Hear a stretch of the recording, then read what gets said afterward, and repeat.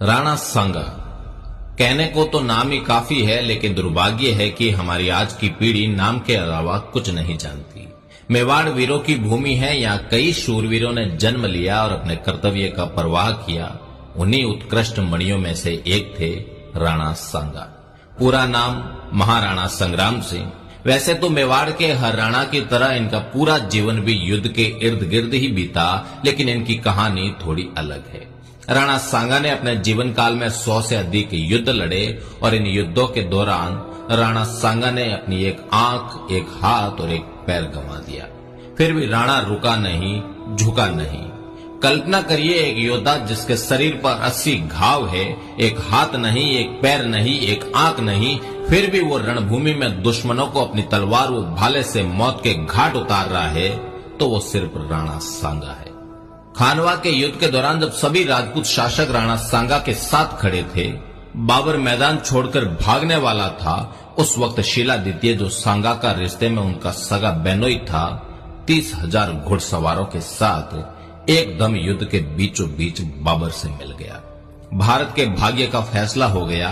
आने वाले 300 साल तक समरकंद से आए तैमूर वंशी तुर्क, जो मुगल कहलाए, हिंदुस्तान के भाग्य विधाता हो गए। राणा सांगा फिर लड़ना चाहते थे, लेकिन घायल सांगा को जहर दे दिया गया। इतिहास के पन्ने कुर हकीकतें होती है। सुखद बॉलीवुड फिल्मों जैसा उसका अंत नहीं होता। सांगा हिंदुस्तान का बादशाह नहीं बन पाया। सांगा को हराने वाले बाबर की कब्र भी हिंदुस्तान के बजाय अफगानिस्तान में बनी। राणा सांगा ने 100 से अधिक युद्ध लड़े, जिनमें मात्र एक युद्ध में पराजित हुए, और आज उसी एक युद्ध के बारे में दुनिया जानती है। उसी युद्ध से राणा सांगा का इतिहास शुरू किया जाता है और उसी पर खत्म किया जाता है। राणा सांगा द्वारा लड़े गए खंडार, अहमदनगर, बाड़ी, गागरोन, बयाना, ईडर, खातोली जैसे युद्धों की बात आती है तो शायद हम बता भी नहीं पाएंगे, और अगर बता भी पाए तो उतना नहीं जितना खानवा के बारे में बता सकते हैं। भले ही खातोली के युद्ध में राणा सांगा दिल्ली के इब्राहिम लोदी को दिल्ली तक खदेड़ दे, वो मायने नहीं रखता। बयाना के युद्ध में बाबर को भागना पड़ा हो, वो भी मायने नहीं रखता। मायने रखता है कि बाबर से खानवा के युद्ध में राणा सांगा हार गया।